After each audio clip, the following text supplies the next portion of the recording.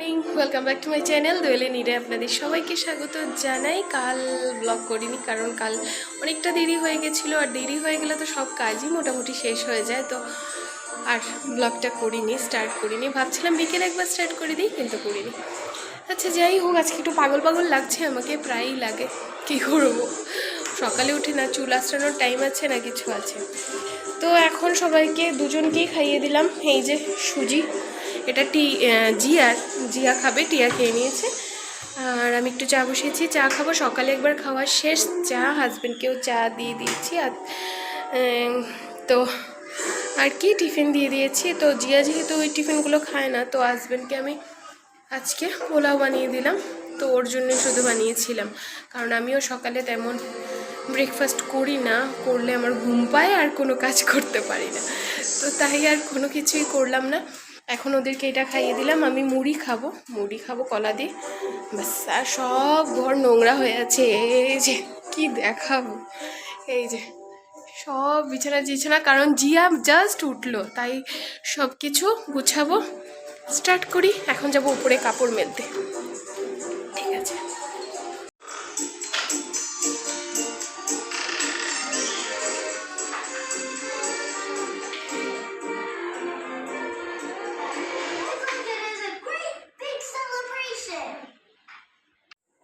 এটা হচ্ছে সন্ধ্যার সময়, সোজা চলে আসলাম সন্ধ্যার সময়, কারণ দিনের বেলা আর কিছু দেখানোর ছিল না, আর কিছুটা ভুলেও গেছিলাম। ব্লগ করতে করতে ভুলে যাই যে আমি ব্লগ করছি। আর এখানে সন্ধ্যার সময় ও বাবা নিয়ে এসেছিলো ফুচকা, তো জিয়া তো ফুচকা পাগল, জিয়াকে ফুচকা দিচ্ছি, আমিও ফুচকা খাচ্ছিলাম। কিন্তু ব্যাপারটা হলো, ফুচকাটা খেয়ে আমার শরীরটা খুব খারাপ করে নিয়েছিল। কেন তো আমি জানি না, বুঝতে পারলাম না ব্যাপারটা। যদিও ফুচকাটা তো এত যে একদম মানে মশলা টশলা দিয়ে এরকম কিছুই ছিল না, কিন্তু তবুও আমি ফুচকাটা মানে খাওয়ার পর মানে শরীরটা খুব একটা খারাপ করে নিয়েছিল। যাই হোক, এই যে ফুচকা খাওয়া চলছে। এখন বুঝতে পারছি ফুচকা খাওয়ার সময় যে মুখটা ফুলে যায়, মানুষকে কতটা পচা লাগে, যেমনি আমাকে পচা লাগছে। আমি আমার মোবাইলটা বসানোর কোনো জায়গা পাই না, তাই একদম বাজে অবস্থায় বসিয়েছি, আর আমাকে একটা লাগছে, ভগবান ভগবান। আর ফুচকা খাওয়ার দৃশ্য আমি আপনাদেরকে দেখাবো না, হয়েছে এবার, বাবারে বাবা। ঠিক আছে, দেখতে থাকুন তাহলে। আর আপনারা কে কে ফুচকা খেতে ভালোবাসেন, তারা নিশ্চয়ই আমার কমেন্ট বক্সে কমেন্ট করবেন, ঠিক আছে। আসছি আবার।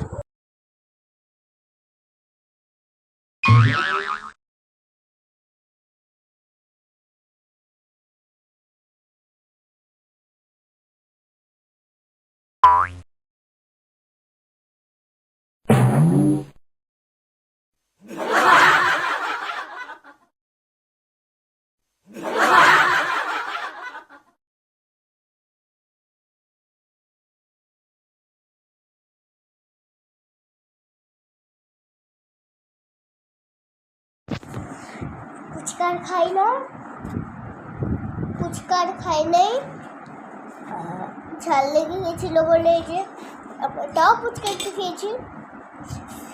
এই যে আমরা এই যে খালি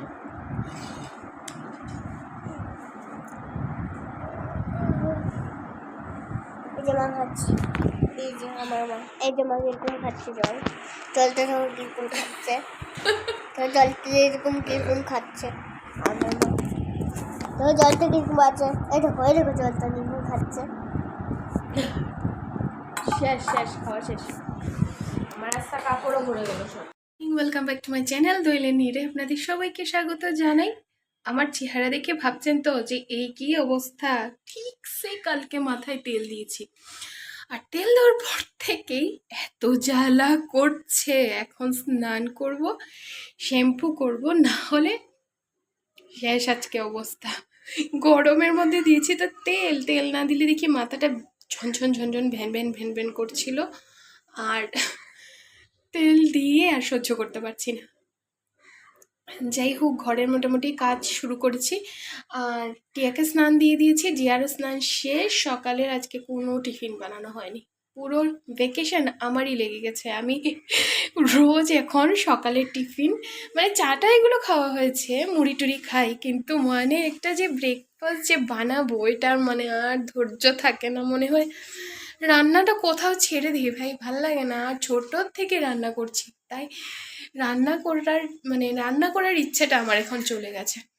যাই হোক, কালকে ছোট মাছ রান্না করেছিলাম, যেটা দেখাতে একদমই ভুলে গেছি। আমি বের করব, ফ্রিজে রেখেছি, কিছুটা রয়ে গেছে, দেখাবো আপনাদেরকে। আর আজকে ডিম এনেছে, ডিম রান্না করব। ঠিক আছে, সঙ্গে থাকুন। আর এই ব্লগটা কালকের ব্লগের সঙ্গে আমি জয়েন করে দেবো। জয়েন করে দেখি কতটা সময় হয়। যদি সময় অতিরিক্ত হয়ে যায় তবে আর জয়েন করব না, যদি অতিরিক্ত না হয় তাহলে এটার সঙ্গে এটা মিলিয়ে বিকেলবেলা পোস্ট করে দেব। কারণ নেটওয়ার্কের অনেকটাই প্রবলেম, যার কারণে আমি পোস্ট করতে পারি না। পোস্ট করলে এটা ঘুরতেই থাকে রাউন্ড রাউন্ড রাউন্ড। ঠিক আছে, এই যে টিয়াকে দেখাই। টিয়া রাগ হয়ে আছে, টিয়াকে ঝুড়িতে ঢুকিয়েছি আর টিয়া রাগে একদম আমার উপরে খালি শুধু একটু পরপর pan pan pan pan pan pan করছে। দেখছেন টিয়াকে, দেখেছেন? স্নান দিয়েছি, স্নান দিয়ে এখানে ঢুকিয়ে রেখেছি। তো যাই, ফ্যানের নিচে দাঁড়ালে একটু আরাম পাচ্ছি, না হলে তেল লাগিয়ে মনে হচ্ছে করবে না এসব। যদি উঠে যায় তাহলে তো গেল।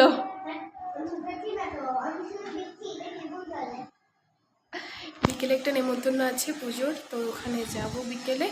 আর এখন আজকে যেহেতু বিপদনাশিনী পুজো, তো একটা পুজো চলে গেছে বিপদনাশিনী, তো আরেকটা পুজো সবাই দিচ্ছে আজকে। জানি না, আমি কখনো দিইনি বিপদনাশিনী পূজা, কেউ বলেনি দেওয়ার জন্য, কেউ শেখায়নি, তো আমি কখনো দিইনি। দেখেছি অনেকটা, যেহেতু ব্রাহ্মণ পরিবারের মেয়ে, দেখেছি অনেকবারই ঠাম্মাকে দিতে, তো ঠাম্মাকে দিতে অনেকবার দেখেছি, কিন্তু আমি নিজে কখনো দিইনি।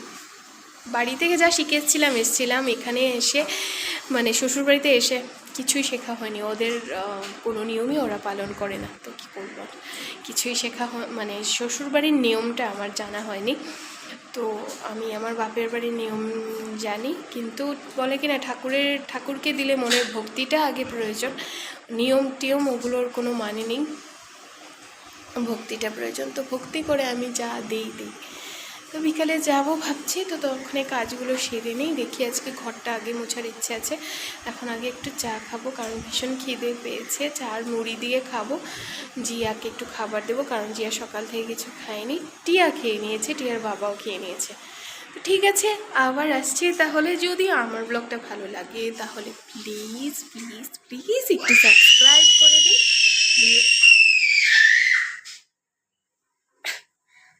রাগের চোটে ফায়ার।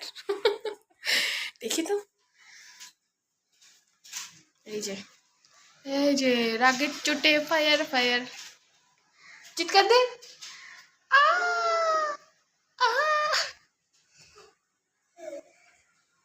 হাসছে, আবার হাসছে আমাকে। আসলে আমি সরে এসে গেছি মোবাইলটা নিয়ে, তো ও হাসছে এখন। ঠিক আছে, রাখি। আমার এভাবেই সারাদিন সময়টা যায়। শরীর ভালো না থাকলে ওদেরকে নিয়ে সময় কেটে যায়, এটাই ভালো। ফ্যামিলি তো এটাকেই বলে, কারণ ফ্যামিলি না থাকলে কি আর হয়, ফ্যামিলি এটাকেই বলে। শুধু একটা সময় আমার ভালো লাগে না, সিক্রেট কথা বলবো না। ঠিক আছে, আসছি আবার। এই যে বিছানা গুছানো একদম। এখন টিয়াকে ঘুম পাড়িয়েছি, নিচে পাড়িয়েছি মিন্স মানে ও নিচে ঘুমিয়ে গেছে, আমি ঠাকুর দিতে। আর এগুলো বিপদনাশিনী সিঁদুর, উপরের দিদি মানে বিপদনাশিনীকে দিয়েছে। এখন প্রসাদ খেয়েছি। আর আজকের দুপুরে রান্না করিনি, এখন রান্না বসাবো। শুধু ভাত রেঁধেছিলাম, আর কালকের মাছের তরকারি রয়েছিল, তো এটা আমি খেয়ে নেব। আর ওর জন্য আর রাত্রের আমাদের ডিনার এখন আমি করে রেখে দেব। আর এদিকে টিয়া তো নিচেই ঘুমিয়ে আছে, ওকে এনে এই বিছানায় রাখি। আর এইদিকে জিয়া খেলছে, জিয়াও খিচুড়ি খেয়েছে, ওর খেলা দেখে। এই যে জিয়া খেলছে। জল ফেলবে না নিচে, বললাম যে জল ফেলবে না, জল ফেলবে না।